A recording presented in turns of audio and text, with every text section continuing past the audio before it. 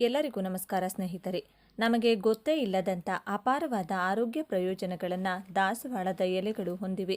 ತಿಳಿದುಕೊಂಡರೆ ಆಶ್ಚರ್ಯಪಡುವಂತೆ ಆಗುತ್ತದೆ. ನಿಮ್ಮ ಮನೆಯಲ್ಲಿ ದಾಸವಾಳ ಗಿಡ ಇದ್ದರೆ ಖಂಡಿತವಾಗಿಯೂ ಈ ವಿಷಯಗಳು ನಿಮಗೆ ತಿಳಿದಿರಬೇಕು. ದಾಸವಾಳ ಗಿಡವನ್ನು ಮನೆಯಲ್ಲಿ ಬೆಳೆಸಬಹುದಾ ಇಲ್ಲವಾ ಎಂಬ ಪ್ರಶ್ನೆ ತುಂಬ ಜನರು ಈಗಾಗಲೇ ಕೇಳಿದ್ದಾರೆ. ಅದರ ಬಗ್ಗೆ ಕೂಡ ಈ ವಿಡಿಯೋದಲ್ಲಿ ತಿಳಿಸಿಕೊಡ್ತೀನಿ. ಆದರೆ ಅದಕ್ಕೂ ಮುಂಚೆ ನೀವಿನ್ನು ನಮ್ಮ ಚಾನಲ್ನ ಸಬ್ಸ್ಕ್ರೈಬ್ ಮಾಡ್ಕೊಂಡಿಲ್ಲ ಅಂದರೆ ಖಂಡಿತ ಈಗಲೇ ಸಬ್ಸ್ಕ್ರೈಬ್ ಮಾಡ್ಕೊಳ್ಳಿ. ಹಾಗೆ ಈ ವಿಡಿಯೋ ಇಷ್ಟ ಆದರೆ ಮರೆಯದೆ ಒಂದು ಲೈಕ್ ಕೊಡಿ. ಹಾಗೆ ನಿಮ್ಮ ಜಿಲ್ಲೆ ಯಾವುದು ಅಂತ ಕಮೆಂಟ್ ಮಾಡಿ.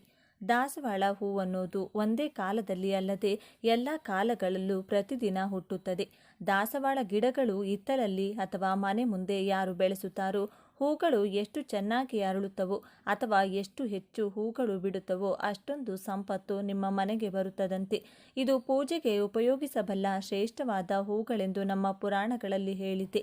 ಎಲ್ಲ ಕಾಲಗಳಲ್ಲೂ ಹೂ ಬಿಡುವಂಥ ಮಂದಾರ ಗಿಡವನ್ನು ಮನೆಯಲ್ಲಿ ಬೆಳೆಸಿದ್ರೆ ಆ ಮನೆಯಲ್ಲಿ ಎಂದೂ ಕೂಡ ಹಣದ ಕೊರತೆ ಬರುವುದಿಲ್ಲ. ಕೆಂಪು ದಾಸವಾಳ ಹೂಗಳನ್ನು ದೇವರ ಪೂಜೆಗೆ ಯಾರು ಉಪಯೋಗಿಸುತ್ತಾರೋ ಅವರ ಕೋರಿಕೆಗಳನ್ನು ದೇವರು ಸ್ವತಃ ಕೇಳಿಸಿಕೊಂಡು ತಪ್ಪದೆ ಈಡೇರಿಸುತ್ತಾನೆ ಎಂದು ಒಂದು ಪುರಾಣ ವಚನವಿದೆ. ನಮಗೆ ತುಂಬ ಬಣ್ಣಗಳಲ್ಲಿ ಮಂದಾರ ಹೂವಿನ ಗಿಡಗಳು ಲಭ್ಯವಿದ್ದು ಅದರಲ್ಲಿ ಮುಖ್ಯವಾಗಿ ಕೆಂಪು ಬಣ್ಣದ ಹೂ ಬಿಡುವಂಥ ಗಿಡವನ್ನು ಮನೆಯಲ್ಲಿ ಬೆಳೆಸಿದರೆ ತುಂಬಾ ಶ್ರೇಷ್ಠ. ನೀವು ಮನೆಯಿಂದ ಹೊರಗೆ ಹೋಗುವಾಗ ಆ ಗಿಡವನ್ನು ನೋಡಿ ಹೋದರೆ ಎಲ್ಲವೂ ಶುಭವಾಗುತ್ತದೆ. ಗಿಡವೆಲ್ಲ ಹೂ ತುಂಬಿಕೊಂಡಿರುವುದು ನೋಡಿದರೆ ಮನಸ್ಸಿಗೆ ತುಂಬಾ ಸಂತೋಷವಾಗುತ್ತದೆ. ಮಾನಸಿಕವಾಗಿ ಯಾವುದಾದರೂ ದೋಷಗಳಿದ್ರೆ ಅದನ್ನು ಕೂಡ ಮಂದಾರ ಗಿಡ ಹೋಗಲಾಡಿಸುತ್ತದೆ. ಮಂದಾರ ಗಿಡವನ್ನು ನಿಮ್ಮ ಮನೆಯಲ್ಲಿ ಬೆಳೆಸುವುದರಿಂದ ಅತಿ ಶೀಘ್ರದಲ್ಲಿ ನಿಮಗೆ ಲಕ್ಷ್ಮಿ ಕಟಾಕ್ಷ ಪ್ರಾಪ್ತಿಯಾಗುತ್ತದೆ. ಇನ್ನು ಮನೆಯಲ್ಲಿ ಈ ಗಿಡವನ್ನು ಬೆಳೆಸುತ್ತಿರುವವರು ಅಥವಾ ಬೆಳೆಸಬೇಕು ಅಂದುಕೊಂಡವರು ನಿಮ್ಮ ಮನೆಯ ಸಿಂಹದ್ವಾರದ ಬಲಭಾಗ ಬೆಳೆಸಿದರೆ ತುಂಬ ಒಳ್ಳೆಯದು. ಹಿತ್ತಲಲ್ಲಿ ಬೆಳೆಸುವವರು ಎಲ್ಲಿ ಬೇಕಾದರೂ ಬೆಳೆಸಬಹುದು. ಯಾವ ಮಹಿಳೆ ದಾಸವಾಳ ಹೂವನ್ನು ಪ್ರತಿದಿನ ಸ್ವಲ್ಪ ಹೊತ್ತಾದರೂ ತಲೆಯಲ್ಲಿ ಹೂವನ್ನು ಮುಡಿಯುತ್ತಾರೋ ಅವರು ದೀರ್ಘ ಸುಮಂಗಲಿಯಾಗಿ ಜೊತೆಗೆ ಆರೋಗ್ಯವಾಗಿ ಬದುಕುತ್ತಾರೆಂದು ಹೇಳಲಾಗುತ್ತದೆ. ದಾಸವಾಳದಲ್ಲಿ 2 ವಿಧಾನ ಇದೆ. ಒಂದು ತಿಕ್ಕಾಗಿ ಬಿಟ್ಟರೆ ಇನ್ನೊಂದು ಎಲೆ ಎಲೆಯಾಗಿ ಬಿಡುತ್ತದೆ. ಇದರಲ್ಲಿ ನೀವು ಯಾವುದನ್ನಾದರೂ ಬೆಳೆಸಬಹುದು. ಆದರೆ ಕೆಂಪು ಬಣ್ಣದ ಹೂ ಬಿಡುವಂಥ ಗಿಡವನ್ನು ಬೆಳೆಸೋಕೆ ಪ್ರಯತ್ನ ಮಾಡಿ. ಮಂದಾರ ಹೂವಿನ ಮಾಲೆಯನ್ನು ದೇವರ ಆರಾಧನೆಗೆ ಬಳಸಿದರೆ ತುಂಬ ಒಳ್ಳೆಯದು. ಎಲ್ಲ ದೇವರ ಪೂಜೆಗಳಲ್ಲೂ ಈ ಹೂವನ್ನು ಉಪಯೋಗಿಸಬಹುದು. ನಿಮ್ಮ ಮನೆಯಲ್ಲಿ ದಾಸವಾಳ ಗಿಡವಿದ್ದರೆ ಕೇವಲ ಆಧ್ಯಾತ್ಮಿಕ ಪರವಾಗಿ ಮಾತ್ರವಲ್ಲದೆ ಎಷ್ಟೋ ಆರೋಗ್ಯ ಪ್ರಯೋಜನಗಳು ಕೂಡ ಇದೆ. ಈ ಹೂವಿನಲ್ಲಿ ಆಂಟಿ ಆಕ್ಸಿಡೆಂಟ್ ಇದೆ. ಇದು ಧೂಳು ಹಾಗೂ ಕೆಟ್ಟ ಸೂರ್ಯನ ಕಿರಣಗಳಿಂದ ನಮ್ಮ ಚರ್ಮವನ್ನು ಕಾಪಾಡುತ್ತದೆ. ಇದಕ್ಕಾಗಿ ನೀವು ದಾಸವಾಳ ಹೂವನ್ನು ಒಣಗಿಸಿ ಒಂದು ಡಬ್ಬಿಯಲ್ಲಿ ಸ್ಟೋರ್ ಮಾಡಿ ಇಟ್ಕೊಳ್ಬಹುದು. ನಿಮಗೆ ಬೇಕಾದಾಗ ಅಥವಾ ಪ್ರತಿದಿನ ಕೂಡ ಸ್ವಲ್ಪ ಒಣಗಿದ ಹೂಗಳನ್ನು ನೀರಲ್ಲಿ ಹಾಕಿ ಕುದಿಸಿ ಆ ನೀರಿನಿಂದ ಮುಖ ತೊಳೆದುಕೊಳ್ಳುತ್ತಿದ್ರೆ ಮುಖದಲ್ಲಿ tan, black heads, wrinkles problem ಹೊರಟು ಹೋಗುತ್ತದೆ.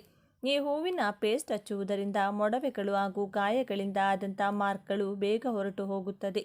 ಇನ್ನು ಕೂದಲು ಉದುರುವುದು, ಡ್ರೈ ಆಗುವುದು, ಸ್ಪ್ಲಿಟ್ಸ್ ಅಂಡ್ ಪ್ರಾಬ್ಲಮ್ ಇರುವುದು ಅಥವಾ ಬಿಳಿ ಕೂದಲು ಸಮಸ್ಯೆ ಇರೋರು 8 ದಾಸವಾಳ ಹೂಗಳು ಮತ್ತು 8 ದಾಸವಾಳ ಎಲೆಗಳನ್ನು ತೆಗೆದುಕೊಂಡು ಅವುಗಳನ್ನು ಚೆನ್ನಾಗಿ ತೊಳೆದು ಅರೆದು ಬಳಿಕ 1 ಕಪ್ ತೆಂಗಿನ ಎಣ್ಣೆಯಲ್ಲಿ ಈ ಮಿಶ್ರಣ ಹಾಕಿ ಚೆನ್ನಾಗಿ ಕುದಿಸಿ ಎಣ್ಣೆ ತಣ್ಣಗಾದ ಮೇಲೆ ಶೋಧಿಸಿ ಇಟ್ಟುಕೊಳ್ಳಿ. ವಾರಕ್ಕೆ 2 ರಿಂದ 3 ಸಲ ರಾತ್ರಿ ಈ ಎಣ್ಣೆಯನ್ನು ತಲೆಗೆ ಹಚ್ಚಿಕೊಂಡು 5 ನಿಮಿಷ ಮಸಾಜ್ ಕೊಟ್ಟು ಬೆಳಿಗ್ಗೆ ತಲೆ ಸ್ನಾನ ಮಾಡುವುದರಿಂದ ಕೂದಲಿಗೆ ಇರುವಂಥ ಎಲ್ಲ ಸಮಸ್ಯೆಗಳು ಹೋಗುತ್ತವೆ.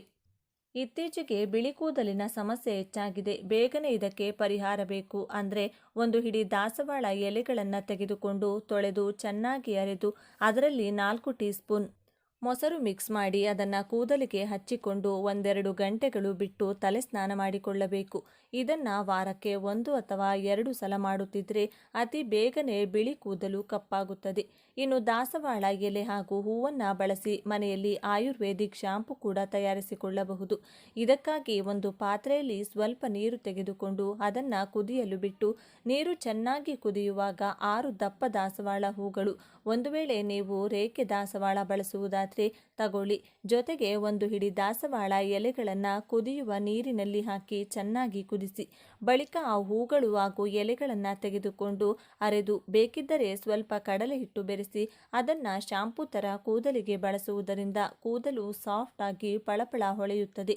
ಕೂದಲು ತುಂಬ ಉದುರುತ್ತಿದ್ರೆ ತೆಂಗಿನ ಎಣ್ಣೆಯಲ್ಲಿ ಸ್ವಲ್ಪ ದಾಸವಾಳ ಹೂಗಳನ್ನು ಹಾಕಿ ಕುದಿಸಿಟ್ಟುಕೊಂಡು ಆ ಎಣ್ಣೆಯಿಂದ ಮಸಾಜ್ ಮಾಡುತ್ತಿದ್ರೆ ಕೂದಲು ಉದುರುವುದು ನಿಂತು ಹೋಗುತ್ತದೆ. ಜೊತೆಗೆ ಹೊಸ ಕೂದಲು ಕೂಡ ಬೆಳೆಯುತ್ತದೆ. ತಲೆಯಲ್ಲಿ ಹೆಚ್ಚು ಹೇನು ಸಮಸ್ಯೆ ಇರುವವರು, ಜೊತೆಗೆ ಬೋಳು ತಲೆ ಇರುವವರು ಅಥವಾ ಕೂದಲು ಹೆಚ್ಚಾಗಿ ಉದುರುತ್ತಿರುವವರು ಕೆಲವು ದಾಸವಾಳ ಹೂಗಳನ್ನು ಅರೆದು ಆ ಪೇಸ್ಟನ್ನು ಕೂದಲಿಗೆ ಬುಡದ ಸಮೇತ ಹಚ್ಚಿಕೊಂಡು ಅರ್ಧ ಗಂಟೆ ನಂತರ ಶಾಂಪು ಬಳಸದೆ ಬರೀ ನೀರಿನಿಂದ ತಲೆ ತೊಳೆದುಕೊಳ್ಳಬೇಕು. ಈ ರೀತಿ ವಾರದಲ್ಲಿ 1-2 ಸಲ ಮಾಡಿದರೆ ಹೊಸ ಕೂದಲು ಚಿಗುರುತ್ತದೆ. ಏನು ಸಮಸ್ಯೆ ಇದ್ದರೆ 1-2 ಸಲಕ್ಕೆ ಹೊರಟು ಹೋಗುತ್ತದೆ. ಇನ್ನು ಈ ಹೂಗಳಿಂದ ತಯಾರಿಸಿದಂಥ ಕಷಾಯ ಅಥವಾ ಟೀ ಕುಡಿದರೆ ಹಾರ್ಟ್ ಪ್ರಾಬ್ಲಮ್ ಹಾಗೂ ಯೂರಿನ್ ಇನ್ಫೆಕ್ಷನ್ ಹೋಗುತ್ತದೆ. ಇದರಲ್ಲಿ ಆ್ಯಂಟಿ ಆಕ್ಸಿಡೆಂಟ್ ಇರುವುದರಿಂದ ಇದು ನಮ್ಮ ದೇಹದಲ್ಲಿರುವಂಥ ಕಣಜಗಳನ್ನು ಕಾಪಾಡುತ್ತದೆ. ದಾಸವಾಳ ಹೂಗಳಿಂದ ಟೀ ತಯಾರಿಸಿ ಅದನ್ನು ಆಗಾಗ ಕುಡಿಯುವುದರಿಂದ ಹೈ BP ಕಡಿಮೆಯಾಗುತ್ತದೆ. ಹಾರ್ಟ್ ಪ್ರಾಬ್ಲಮ್ ಬರದೇ ಇರುತ್ತದೆ. ಜೊತೆಗೆ ಇದು ನಿಮ್ಮ ಲಿವರ್ ಆರೋಗ್ಯವನ್ನು ಕೂಡ ಕಾಪಾಡುತ್ತದೆ. ಒಂದು ವೇಳೆ ಬ್ಲಡ್ ಮೋಷನ್ಸ್ ಆಗುತ್ತಿದ್ದರೆ ಸ್ವಲ್ಪ ದಾಸವಾಳ ಹೂಗಳನ್ನು ತುಪ್ಪದಲ್ಲಿ ಕರಿದು ತಿಂದರೆ ಬ್ಲಡ್ ಮೋಷನ್ಸ್ ನಿಂತು ಹೋಗುತ್ತದೆ. ಹೂಗಳು ಹಾಗೂ ಎಲೆಗಳನ್ನು ಆಯುರ್ವೇದಿಕ್ ಮತ್ತು ಸಾಂಪ್ರದಾಯಿಕ ಔಷಧಿಗಳಲ್ಲಿ ಹೆಚ್ಚಾಗಿ ಉಪಯೋಗಿಸುತ್ತಾರೆ. ದಾಸವಾಳ ಹೂಗಳು ಹಾಗೂ ಎಲೆಗಳು ತಿನ್ನಲು ಯೋಗ್ಯವಾಗಿದೆ. ಒಂದು ವೇಳೆ ಬಾಯಲ್ಲಿ ಹುಣ್ಣಾಗಿದ್ದರೆ ಖಾರ ಅಥವಾ ಬಿಸಿ ಪದಾರ್ಥ ತಿನ್ನಲು ಆಗುವುದಿಲ್ಲ ಅಂತ ಸಮಯದಲ್ಲಿ 2 ದಾಸವಾಳ ಎಲೆಗಳನ್ನು ತೊಳೆದು ಬಾಯಲ್ಲಿಟ್ಟುಕೊಂಡು ಚೆನ್ನಾಗಿ ಅಗೆದು ಅದರ ರಸವನ್ನು ನುಂಗದೆ ಉಗಿಯದೆ ಅದೇ ರೀತಿ 15 ನಿಮಿಷಗಳ ಕಾಲ ಬಾಯಲ್ಲೇ ಇಟ್ಟುಕೊಂಡು ನಂತರ ಉಗಿದು ಒಳ್ಳೆಯ ನೀರಿನಿಂದ ಬಾಯಿ ತೆಗೆದುಕೊಳ್ಳಿ. ಈ ರೀತಿ ದಿನದಲ್ಲಿ 3 ಸಲ ಮಾಡಿ ಬಾಯಿ ಹುಣ್ಣು ಸಂಪೂರ್ಣವಾಗಿ ಹೊರಟು ಹೋಗುತ್ತದೆ. ಮೈಯಲ್ಲಿ ರಕ್ತ ಇಲ್ಲದೆ ತುಂಬ ಜನ ಕಷ್ಟಪಡುತ್ತಾರೆ. ಇದು ಐರನ್ ದೇಹದಲ್ಲಿ ಕಡಿಮೆ ಇದ್ದಾಗ ನಡೆಯುತ್ತದೆ. ಐರನ್ ಅಥವಾ ಬ್ಲಡ್ ದೇಹದಲ್ಲಿ ಕಡಿಮೆ ಇರುವವರು ದಾಸವಾಳ ಎಲೆಗಳಿಂದ ಡಿಕಾಕ್ಷನ್ ತಯಾರಿಸಿ ಕುಡಿಯುತ್ತಿದ್ದರೆ ಐರನ್ ಸಮಸ್ಯೆ ನಿವಾರಣೆಯಾಗಿ ದೇಹದಲ್ಲಿ ನೀವು ಹೊಸ ರಕ್ತ ಕಣಗಳು ಹುಟ್ಟಿಕೊಳ್ಳುತ್ತದೆ.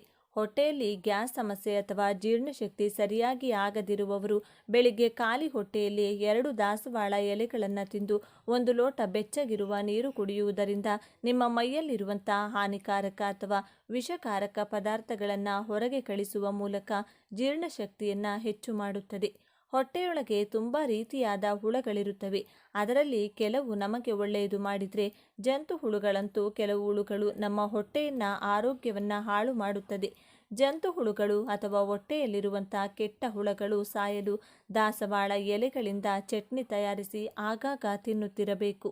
ಜ್ವರ ಅಥವಾ ಕೆಮ್ಮು ಹೋಗಲು ದಾಸವಾಳ ಬೇರನ್ನು 10 ಗ್ರಾಂನಷ್ಟು ತೆಗೆದುಕೊಂಡು 2 ಲೋಟ ಅಥವಾ 1 ಲೋಟ ನೀರಿಗೆ ಹಾಕಿ ಆ ನೀರನ್ನು 1/4 ಭಾಗ ಆಗುವವರೆಗೂ ಚೆನ್ನಾಗಿ ಕುದಿಸಿ ಅದು ಬೆಚ್ಚಗಿರುವಾಗಲೇ ಕುಡಿದರೆ ಸರಿ ಹೋಗುತ್ತದೆ. ಹೆಂಗಸರಿಗೆ ವೈಟ್ ಡಿಸ್ಚಾರ್ಜ್ ಸಮಸ್ಯೆ ಇದ್ದರೆ ಅಂಥವರು ಬೆಳಿಗ್ಗೆ ಖಾಲಿ ಹೊಟ್ಟೆಯಲ್ಲಿ 2 ದಾಸವಾಳ ಹೂಗಳನ್ನು ತಿಂದು 1 ಲೋಟ ನೀರು ಕುಡಿದು ಅರ್ಧ ಗಂಟೆ ಏನೂ ತಿನ್ನದೇ ಇದ್ದರೆ ಆ ವೈಟ್ ಡಿಸ್ಚಾರ್ಜ್ ಸಮಸ್ಯೆ ಬೇಗನೆ ಹೊರಟು ಹೋಗುತ್ತದೆ. ಒಂದು ವೇಳೆ ಮುಟ್ಟಾದಾಗ ಹೆಚ್ಚು ರಕ್ತಸ್ರಾವ ಆಗುತ್ತಿದ್ದರೆ 2 ದಾಸವಾಳ ಹೂಗಳನ್ನು ಸ್ವಲ್ಪ ನೀರು ಹಾಕಿ ಹರಿದು ಆ ಪೇಸ್ಟನ್ನು ಮುಟ್ಟಾದ ಸಮಯದಲ್ಲಿ ತಿನ್ನುತ್ತಿದ್ದರೆ ಅಧಿಕ ರಕ್ತಸ್ರಾವ ಆಗುವುದಿಲ್ಲ. ಹಾಗಾಗಿ ಸ್ನೇಹಿತರೆ, ಇಂಥ ಅದ್ಭುತವಾದ ದಾಸವಾಳ ಗಿಡವನ್ನು ಮನೆಯಲ್ಲಿ ಬೆಳೆಸುವುದರಿಂದ ಇಷ್ಟೊಂದು ಪ್ರಯೋಜನಗಳು ನಮಗೆ ಸಿಗುತ್ತವೆ. ಹಾಗಾಗಿ ಆಲಸ್ಯ ಮಾಡದೆ ಈ ಗಿಡವನ್ನು ಬೇಗನೆ ನಿಮ್ಮ ಮನೆಗೆ ತಂದುಕೊಳ್ಳಿ. ಈ ವಿಡಿಯೋ ಇಷ್ಟ ಆದರೆ ಲೈಕ್ ಮಾಡಿ, ಶೇರ್ ಮಾಡಿ. ಇಂಥ ಹೆಚ್ಚಿನ ಉತ್ತಮ ಮಾಹಿತಿಗಳಿಗಾಗಿ ತಪ್ಪದೇ ನಮ್ಮ ಚಾನಲ್ನ ಸಬ್ಸ್ಕ್ರೈಬ್ ಮಾಡಿಕೊಳ್ಳಿ. ನಾಳೆ ಮತ್ತೊಂದು ವಿಡಿಯೋದೊಂದಿಗೆ ಪುನಃ ಭೇಟಿಯಾಗೋಣ. ಮಲ್ಲಿಗೆ ಹೂ ತನ್ನ ಅಂದ, ಮೃದುವಾದ ಬಿಳಿ ಬಣ್ಣ ಹಾಗೂ ಅದ್ಭುತ ಪರಿಮಳದಿಂದ ಎಲ್ಲರ ಮನಸ್ಸನ್ನು ಸೂರೆಗೊಳಿಸುತ್ತದೆ. ಗುಲಾಬಿ ನಂತರ ಅತ್ಯಂತ ಜನಪ್ರಿಯ ಹೂವೆಂದರೆ ಅದು ಮಲ್ಲಿಗೆ. ವಿಶೇಷವಾಗಿ ಮಹಿಳೆಯರಿಗೆ ಇದು ಅಚ್ಚುಮೆಚ್ಚು. ಕೇವಲ ಅಲಂಕಾರಕ್ಕೆ ಮಾತ್ರವಲ್ಲದೆ ಮಲ್ಲಿಗೆಯ ಸುವಾಸನೆಯು ಆರೋಗ್ಯಕ್ಕೂ ಮನಃಶಾಂತಿಗೂ ಮತ್ತು ದಾಂಪತ್ಯ ಜೀವನಕ್ಕೂ ಹಲವು ಪ್ರಯೋಜನಗಳನ್ನು ನೀಡುತ್ತದೆ. ನಮ್ಮ ಭಾರತೀಯ ಸಂಸ್ಕೃತಿಯಲ್ಲಿ ಹೂಗಳಿಗೆ ವಿಶೇಷವಾದ ಸ್ಥಾನವಿದೆ. ಅವುಗಳಲ್ಲಿ ತನ್ನ ಅಗಾಧ ಸುಗಂಧ ಮತ್ತು ಶುಭ್ರ ಬಿಳಿ ಬಣ್ಣದಿಂದಲೇ ಹೂಗಳ ರಾಣಿ ಎಂದು ಖ್ಯಾತಿಯನ್ನು ಪಡೆದಿರುವುದು ಮಲ್ಲಿಗೆ ಹೂ. ಮಲ್ಲಿಗೆ ಕೇವಲ ಒಂದು ಹೂವಲ್ಲ, ಅದು ಪವಿತ್ರತೆ, ಶುದ್ಧತೆ ಮತ್ತು ಸೌಂದರ್ಯದ ಪ್ರತೀಕ. ಪ್ರಾಚೀನ ಕಾಲದಿಂದಲೂ ಸಹ ದೇವರ ಪೂಜೆಯಿಂದ ಹಿಡಿದು ಸಾಹಿತ್ಯದ ವರ್ಣನೆಯವರೆಗೂ ಸಹ ಮಲ್ಲಿಗೆಯ ಸುಗಂಧ ಅಚ್ಚಳಿಯದೆ ಉಳಿದುಕೊಂಡಿದೆ. ಸೂರ್ಯ ಮುಳುಗಿದ ಮೇಲೆ ಇಡೀ ಪರಿಸರದಲ್ಲಿ ತನ್ನ ಅಮಲೇರಿಸುವ ಸುಗಂಧದಿಂದ ಆವರಿಸಿರುವ ಈ ಸುಂದರ ಮಲ್ಲಿಗೆಯ ಧಾರ್ಮಿಕ ಮಹತ್ವ ಮತ್ತು ಆರೋಗ್ಯ ಲಾಭಗಳ ಬಗ್ಗೆ ನಮ್ಮ ಈ ವಿಡಿಯೋ ಮೂಲಕ ನಾವಿಂದು ತಿಳಿದುಕೊಳ್ಳೋಣ. ಅದಕ್ಕೂ ಮುನ್ನ ನೀವಿನ್ನೂ ಚಾನಲ್ಗೆ ಸಬ್ಸ್ಕ್ರೈಬ್ ಆಗಿಲ್ಲ ಅಂದರೆ ಈಗಲೇ ಸಬ್ಸ್ಕ್ರೈಬ್ ಆಗಿ. ಹಾಗೆ ವಿಡಿಯೋಗೆ ಲೈಕ್ ಮಾಡಿ, ವಿಡಿಯೋ ಸ್ಕಿಪ್ ಮಾಡದೆ ಕೊನೆ ತನಕ ನೋಡಿ. ಹೆಣ್ಣು ಮಕ್ಕಳಿಗೆ ಮಲ್ಲಿಗೆ ಅಂದರೆ ಅಚ್ಚುಮೆಚ್ಚು. ಸಾಂಪ್ರದಾಯಿಕ ಉಡುಗೆ ತೊಟ್ಟರೆ ಮಲ್ಲಿಗೆ ಇರಲೇಬೇಕು. ಮುಡಿಯನ್ನ ಅಲಂಕರಿಸುವ ಮಲ್ಲಿಗೆ ಹೂವಿನ ಘಮವು ಮೂಗಿಗೆ ಬಡಿದ್ರೆ ಕೆಲವರಿಗೆ ತಲೆನೋವು ಶುರುವಾಗುತ್ತದೆ. ಹೀಗಾಗಿ ಕೆಲವರು ಆ ಮಲ್ಲಿಗೆಯ ಪರಿಮಳವನ್ನು ಅಷ್ಟಾಗಿ ಇಷ್ಟಪಡುವುದಿಲ್ಲ. ಆದರೆ ಮಲ್ಲಿಗೆ ಸುವಾಸನೆಯಿಂದಲೂ ಆರೋಗ್ಯ ಪ್ರಯೋಜನಗಳು ಇವೆಯಂತೆ. ಈ ಕುರಿತಾದ ಮಾಹಿತಿ ಇಲ್ಲಿದೆ. ಮಲ್ಲಿಗೆ ಹೆಸರು ಕೇಳಿದ ತಕ್ಷಣ ಹೆಂಗಳೆಯರ ಕಿವಿ ನೆಟ್ಟಗಾಗುತ್ತದೆ. ಹೆಣ್ಣು ಮಕ್ಕಳಿಗೆ ಮಲ್ಲಿಗೆ ಹೂ ಮುಡಿಯುವುದು ಎಂದರೆ ತುಂಬಾನೇ ಇಷ್ಟ. ಇನ್ನು ಕೆಲವರು ಈ ಹೂವಿನ ಸುವಾಸನೆಯನ್ನು ಇಷ್ಟಪಡುತ್ತಾರೆ. ಮಲ್ಲಿಗೆಯಲ್ಲಿ ಔಷಧೀಯ ಗುಣಗಳನ್ನು ಹೊಂದಿದ್ದು ಇದರ ಲಾಭಗಳು ಅತ್ಯಧಿಕ. ಘಮ ಬೀರುವ ಈ ಹೂ ಮುಡಿಯುವುದು ಮಾತ್ರ ಇದರಿಂದ ಸುವಾಸನೆಯನ್ನು ತೆಗೆದುಕೊಳ್ಳುವುದರಿಂದ ಆರೋಗ್ಯ ಪ್ರಯೋಜನಗಳಿವೆ ಎಂಬುದು ಎಷ್ಟೋ ಜನರಿಗೆ ತಿಳಿದೇ ಇಲ್ಲ. ಹೂ ಮುಡಿಯುವ ಮುನ್ನ ಇದರ ಆರೋಗ್ಯ ಲಾಭಗಳನ್ನು ಮೊದಲು ತಿಳಿದುಕೊಳ್ಳಿ. ಮಲ್ಲಿಗೆಯ ಸುವಾಸನೆಯ ಆರೋಗ್ಯದ ಪ್ರಯೋಜನಗಳೇನು? ಮಲ್ಲಿಗೆಯ ಸುವಾಸನೆಯು ಮನಸ್ಸನ್ನು ಶಾಂತಗೊಳಿಸಿ ಇದು ಒತ್ತಡ ಹಾಗೂ ಆತಂಕವನ್ನು ಕಡಿಮೆ ಮಾಡುತ್ತದೆ. ಮಲ್ಲಿಗೆಯ ಘಮವು ನಿದ್ರಾಹೀನತೆಗೆ ಪರಿಣಾಮಕಾರಿ ಚಿಕಿತ್ಸೆಯಾಗಿದೆ. ಇದರ ಘಮ ತೆಗೆದುಕೊಳ್ಳುವುದು ನಿದ್ರೆಯನ್ನು ಉತ್ತೇಜಿಸಲು ಸಹಕಾರಿಯಾಗಿದೆ. ನಿಯಮಿತವಾಗಿ ಮಲ್ಲಿಗೆ ಸುವಾಸನೆ ತೆಗೆದುಕೊಳ್ಳೋದ್ರಿಂದ ಮನಸ್ಸು ಹಗುರವಾಗುತ್ತದೆ. ಇದು ಮನಸ್ಥಿತಿಯನ್ನು ಸುಧಾರಿಸಿ ಖಿನ್ನತೆಯನ್ನು ದೂರ ಮಾಡುತ್ತದೆ. ಮಲ್ಲಿಗೆಯ ಮಹತ್ವ. ಮಲ್ಲಿಗೆ ಪ್ರಮುಖವಾಗಿ ರಾತ್ರಿ ಸಮಯದಲ್ಲಿ ಅರಳುವಂತಹ ಸುಗಂಧ ಬೀರುವಂತಹ ಪುಷ್ಪ. ಇದನ್ನು ಜಾಸ್ಮಿನಮ್ ಎಂಬ ಕುಟುಂಬಕ್ಕೆ ಸೇರಿಸಲಾಗಿದೆ. ಮಲ್ಲಿಗೆಯ ಮೂಲ ನಮ್ಮ ಭಾರತ ದೇಶ, ಅದರಲ್ಲಿಯೂ ವಿಶೇಷವಾಗಿ ಹಿಮಾಲಯದ ತಪ್ಪಲು ಮತ್ತು ನಮ್ಮ ದಕ್ಷಿಣ ಭಾರತದ ಬಯಲು ಪ್ರದೇಶಗಳಲ್ಲಿ ಇದು ಸಹಸ್ರಾರು ವರ್ಷಗಳಿಂದಲೂ ಬೆಳೆಯಲ್ಪಟ್ಟಿರುತ್ತದೆ. ಪ್ರಾಚೀನ ಕಾಲದಲ್ಲಿ ಋಷಿಮುನಿಗಳು ತಮ್ಮ ಆಶ್ರಮದಲ್ಲಿ ಶ್ರೇಷ್ಠ ಸುಗಂಧಕ್ಕಾಗಿ ಮತ್ತು ತಮ್ಮ ಯಜ್ಞ ಯಾಗಾದಿಗಳಲ್ಲಿ ಪವಿತ್ರ ದ್ರವ್ಯವಾಗಿ ಬಳಸಲು ಮಲ್ಲಿಗೆಯನ್ನು ಬಳಸುತ್ತಿದ್ದರು. ಹಗಲಿನಲ್ಲಿ ಅರಳುವ ಹೂಗಳು ಚಿಟ್ಟೆ ಅಥವಾ ಜೇನು ನೊಣಗಳನ್ನು ಪರಾಗಸ್ಪರ್ಶಕ್ಕಾಗಿ ಆಕರ್ಷಿಸುತ್ತವೆ. ಆದರೆ ರಾತ್ರಿ ಸಂಚರಿಸುವಂಥ ಪತಂಗಗಳನ್ನು ಪರಾಗಸ್ಪರ್ಶಕ್ಕಾಗಿ ಆಕರ್ಷಿಸಲು ಮಲ್ಲಿಗೆ ರಾತ್ರಿ ಸಮಯದಲ್ಲಿ ಅರಳುತ್ತದೆ. ಕತ್ತಲಲ್ಲಿ ಬಣ್ಣ ಕಾಣದಿದ್ದರೂ ಸಹ ಗಾಢವಾದ ಸುಗಂಧದ ಮೂಲಕವೇ ಮಲ್ಲಿಗೆ ಪತಂಗಗಳನ್ನು ತನ್ನತ್ತ ಆಕರ್ಷಿಸುತ್ತವೆ. ಆದ್ದರಿಂದ ಮಲ್ಲಿಗೆಯನ್ನು ರಾತ್ರಿಯ ರಾಣಿ ಎಂದೇ ಕರೆಯಲಾಗುತ್ತದೆ. ಮಲ್ಲಿಗೆ ಬಹಳ ಮಂಗಳಕರ ಪುಷ್ಪ. ಯಾವುದೇ ಶುಭ ಕಾರ್ಯವಾಗಲಿ, ಪೂಜೆಯಾಗಲಿ, ಹಬ್ಬ ಹರಿದಿನವಾಗಲಿ ಮಲ್ಲಿಗೆಯ ಬಳಕೆ ಇದ್ದೇ ಇರುತ್ತದೆ. ನಮ್ಮ ದಕ್ಷಿಣ ಭಾರತದ ಮಹಿಳೆಯರಿಗೆ ಮಲ್ಲಿಗೆಯನ್ನು ಮುಡಿಯದೇ ಇದ್ದರೆ ಶೃಂಗಾರ ಪೂರ್ಣಗೊಳ್ಳುವುದಿಲ್ಲ. ಮಲ್ಲಿಗೆಯನ್ನು ಮುಡಿಯುವುದು ಮಂಗಳಕರ ಮತ್ತು ಸೌಭಾಗ್ಯದ ಸಂಕೇತ ಎಂದು ಪರಿಗಣಿಸಲಾಗುತ್ತದೆ. ಈ ಮಲ್ಲಿಗೆಯು ನಮ್ಮ ಕರ್ನಾಟಕದ ಸಾವಿರಾರು ರೈತಾಪಿ ಕುಟುಂಬಗಳ ಬೆನ್ನೆಲುಬಾಗಿದೆ. ಕರ್ನಾಟಕದ 3 ಮಲ್ಲಿಗೆ ತಳಿಗಳಾದ ಉಡುಪಿ ಮಲ್ಲಿಗೆ, ಮೈಸೂರು ಮಲ್ಲಿಗೆ ಮತ್ತು ಹಡಗಲಿ ಮಲ್ಲಿಗೆಗಳಿಗೆ ಜಾಗತಿಕ ಮಟ್ಟದಲ್ಲಿ ಮಾನ್ಯತೆ ದೊರೆತಿರುವುದು ಹೆಮ್ಮೆಯ ವಿಚಾರ. ಮಲ್ಲಿಗೆಯ ಪೌರಾಣಿಕ ಮಹತ್ವ. ಮಲ್ಲಿಗೆ ಭೂಲೋಕಕ್ಕೆ ಬಂದಿರುವ ಕುರಿತಾಗಿ ಒಂದು ರೋಚಕವಾದ ಕಥೆ ಇದೆ. ಪುರಾಣಗಳ ಪ್ರಕಾರ ಮಲ್ಲಿಗೆಯ ವಿವಿಧ ತಳಿಗಳು ಇಂದ್ರದೇವನ ಸ್ವರ್ಗಲೋಕದ ನಂದನವನದಲ್ಲಿ ಇದ್ದವಂತೆ. ದ್ವಾಪರ ಯುಗದಲ್ಲಿ ಪ್ರಭು ಶ್ರೀ ಕೃಷ್ಣ ಪರಮಾತ್ಮರು ತಮ್ಮ ಪತ್ನಿ ಸತ್ಯಭಾಮಿಗಾಗಿ ನಂದನವನದಿಂದ ಪಾರಿಜಾತವನ್ನು ಭೂಲೋಕಕ್ಕೆ ತಂದಾಗ ಅದರೊಂದಿಗೆ ಮಲ್ಲಿಗೆಯಂತಹ ಇತರ ಸುಗಂಧಿತ ಸಸ್ಯಗಳನ್ನು ಸಹ ಭೂಲೋಕಕ್ಕೆ ತಂದರು ಎಂಬ ಉಲ್ಲೇಖವಿದೆ. ಹೀಗಾಗಿ ಮಲ್ಲಿಗೆಯನ್ನು ಸ್ವರ್ಗಲೋಕದ ಪುಷ್ಪ ಅಥವಾ ದೇವಲೋಕದ ಪುಷ್ಪ ಎಂದು ಕರೆಯಲಾಗುತ್ತದೆ. ಹಿಂದೂ ಪುರಾಣಗಳ ಪ್ರಕಾರ ಪ್ರೇಮದ ದೇವರಾದಂತಹ ಕಾಮದೇವನು ಕಬ್ಬಿನ ಬಿಲ್ಲನ್ನು ಮತ್ತು 5 ಬಗೆಯ ಹೂಗಳ ಬಾಣಗಳನ್ನು ಬಳಸುತ್ತಿದ್ದನಂತೆ. ಆ 5 ಪವಿತ್ರ ಹೂಗಳಲ್ಲಿ ಮಲ್ಲಿಗೆಯೂ ಸಹ ಮುಖ್ಯವಾದದ್ದು. ಮಲ್ಲಿಗೆಯ ತೀವ್ರವಾದ ಸುಗಂಧ ಮನುಷ್ಯನ ಮನಸ್ಸಿನ ಪ್ರೇಮದ ಭಾವನೆಯನ್ನು ಜಾಗೃತಗೊಳಿಸುತ್ತದೆ. ಕಾಮದೇವ ವಸಂತ ಕಾಲದ ಅಧಿಪತಿಯೂ ಹೌದು. ಮಲ್ಲಿಗೆ ವಸಂತ ಹಾಗೂ ಬೇಸಿಗೆ ಕಾಲದಲ್ಲಿ ಹೇರಳವಾಗಿ ಅರಳುವುದರಿಂದ ಇದನ್ನು ಕಾಮದೇವನಿಗೆ ಅತ್ಯಂತ ಪ್ರಿಯವಾದ ಪುಷ್ಪ ಎಂದು ಪರಿಗಣನೆ ಮಾಡಲಾಗುತ್ತದೆ. ಧಾರ್ಮಿಕ ಮಹತ್ವ. ಮಲ್ಲಿಗೆಯ ಹೂ ಅದರ ಬಿಳಿ ಬಣ್ಣ ಮತ್ತು ಪವಿತ್ರ ಸುಗಂಧದಿಂದಲೇ ಹಲವು ದೇವಾನುದೇವತೆಗಳಿಗೆ ಅತ್ಯಂತ ಪ್ರಿಯವಾದದ್ದಾಗಿದೆ. ಮಲ್ಲಿಗೆಯ ಹೂ ಬಿಳಿಯದ್ದಾಗಿದ್ದು ಪ್ರಶಾಂತ ಸುಗಂಧವನ್ನು ನೀಡುವುದರಿಂದಲೇ ಅದನ್ನು ಸಾತ್ವಿಕ ಪುಷ್ಪ ಎಂದು ಕರೆಯಲಾಗುತ್ತದೆ. ದೇವರಿಗೆ ಪೂಜೆಯನ್ನು ಸಲ್ಲಿಸುವಾಗ ನಮ್ಮ ಮನಸ್ಸು ಮಲ್ಲಿಗೆಯಷ್ಟೇ ನಿರ್ಮಲವಾಗಿರಬೇಕು ಎಂಬುದು ಪರಿಶುದ್ಧ ಬಿಳಿ ಬಣ್ಣದ ಮಲ್ಲಿಗೆಯನ್ನು ದೇವರ ಪೂಜೆಯಲ್ಲಿ ಬಳಸುವುದರ ಹಿಂದಿರುವ ಸದುದ್ದೇಶವಾಗಿದೆ. ಮಲ್ಲಿಗೆಯ ಸುವಾಸನೆ ಪೂಜಾ ಸ್ಥಳದಲ್ಲಿ ಧನಾತ್ಮಕ ಕಂಪನಗಳನ್ನು ಸೃಷ್ಟಿಸಿ ಭಕ್ತರಲ್ಲಿ ಏಕಾಗ್ರತೆ ಮತ್ತು ಪ್ರಶಾಂತತೆಯನ್ನು ಮೂಡಿಸುತ್ತದೆ. ಶಾಸ್ತ್ರಗಳ ಪ್ರಕಾರ ಶ್ರೀಕೃಷ್ಣ ಪರಮಾತ್ಮರು, ಮಹಾಲಕ್ಷ್ಮೀ ದೇವಿ, ಶಿವ ಪರಮಾತ್ಮರಿಗೆ ಮಲ್ಲಿಗೆ ಎಂದರೆ ಅತಿ ಪ್ರಿಯವಾದದ್ದು. ಶ್ರೀಕೃಷ್ಣ ಪರಮಾತ್ಮರಿಗೆ ಸುಗಂಧಿತ ಪುಷ್ಪಗಳೆಂದರೆ ಬಹಳ ಇಷ್ಟ. ಮಲ್ಲಿಗೆ ಶುದ್ಧ ಬಿಳಿ ಬಣ್ಣ, ಶುದ್ಧತೆಯ ಸಂಕೇತ. ಶ್ರೀಕೃಷ್ಣ ಪರಮಾತ್ಮರು ಶುದ್ಧ ಭಕ್ತಿಗೆ ಒಲಿಯುವುದರಿಂದ ಈ ಹೂ ಶ್ರೀಕೃಷ್ಣ ಪರಮಾತ್ಮರ ಪೂಜೆಯಲ್ಲಿ ಅತ್ಯಂತ ಶ್ರೇಷ್ಠ ಎಂದೇ ಪರಿಗಣಿಸಲಾಗುತ್ತದೆ. ಪ್ರಭು ಶ್ರೀಕೃಷ್ಣ ಪರಮಾತ್ಮರು ಬೃಂದಾವನದಲ್ಲಿ ಗೋಪಿಕೆಯರೊಂದಿಗೆ ಮಲ್ಲಿಗೆಯ ಬಳ್ಳಿಗಳ ನಡುವೆ ವಿಹರಿಸುತ್ತಿದ್ದರು ಎಂಬ ಉಲ್ಲೇಖವಿದೆ. ಮಲ್ಲಿಗೆಯಿಂದ ಪ್ರಭು ಶ್ರೀಕೃಷ್ಣ ಪರಮಾತ್ಮರನ್ನ ಪೂಜಿಸಿದರೆ ಸಮೃದ್ಧಿ ಮತ್ತು ಸಂಪತ್ತು ಲಭಿಸುತ್ತದೆ. ದೇವಾನುದೇವತೆಗಳಿಗೆ ಪ್ರಿಯವಾದ ಹೂವನ್ನು ಅರ್ಪಣೆ ಮಾಡಿ ಪೂಜಿಸಿದರೆ ಶೀಘ್ರ ಫಲ ದೊರೆಯುತ್ತದೆ. ಇದೇ ಕಾರಣಕ್ಕಾಗಿಯೇ ಉಡುಪಿ ಶ್ರೀಕೃಷ್ಣ ಮಠದಲ್ಲಿ ಮಲ್ಲಿಗೆ ಇಲ್ಲದೆ ಪೂಜೆ ಅಪೂರ್ಣ ಎಂಬ ನಂಬಿಕೆ ಇದೆ.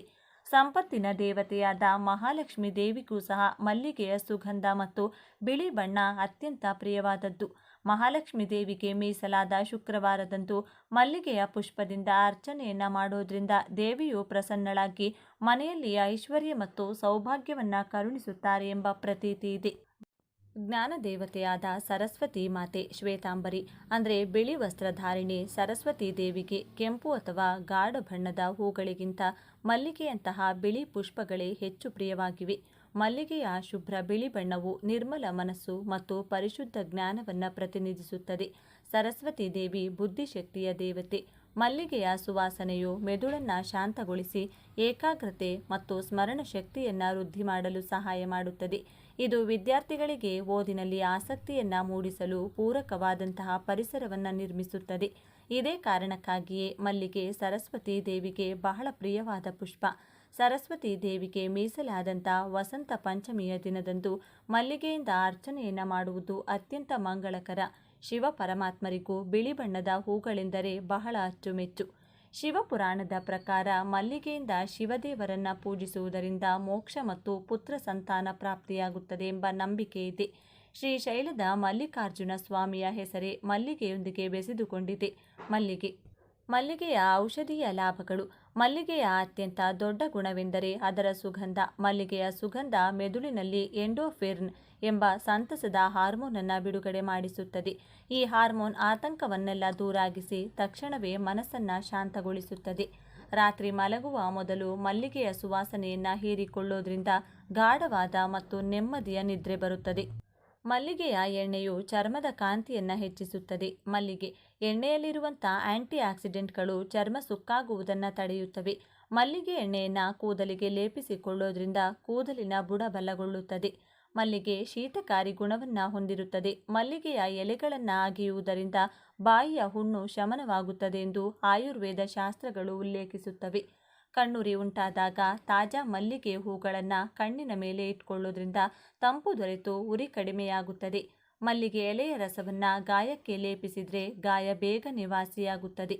ಆತ್ಮೀಯರೇ, ಮಲ್ಲಿಗೆಯ ಹೂವಿನ ಕುರಿತಾಗಿ ಸಮಗ್ರ ಮಾಹಿತಿಯನ್ನು ತಿಳಿದುಕೊಂಡ ನಮಗೆಲ್ಲರಿಗೂ ಆ ಭಗವಂತನ ಕೃಪಾ ಕಟಾಕ್ಷ ಸದಾ ಕಾಲ ಇರಲೆಂದು ಕೋರಿಕೊಳ್ಳುತ್ತಾ ಈ ದಿನದ ಸಂಚಿಕೆಯನ್ನು ಮುಗಿಸುತ್ತಿದ್ದೇನೆ. ವೀಕ್ಷಕರೇ, ನಿಮಗೆ ಈ ವಿಡಿಯೋ ಇಷ್ಟವಾಗಿದ್ದಲ್ಲಿ ಲೈಕ್ ಮಾಡಿ, ಶೇರ್ ಮಾಡಿ ಮತ್ತು ಸಬ್ಸ್ಕ್ರೈಬ್ ಮಾಡಿ ಹಾಗೂ ಬೆಲ್ ಬಟನ್ ಒತ್ತೋದನ್ನು ಮರಿಬೇಡಿ. ಧನ್ಯವಾದಗಳು.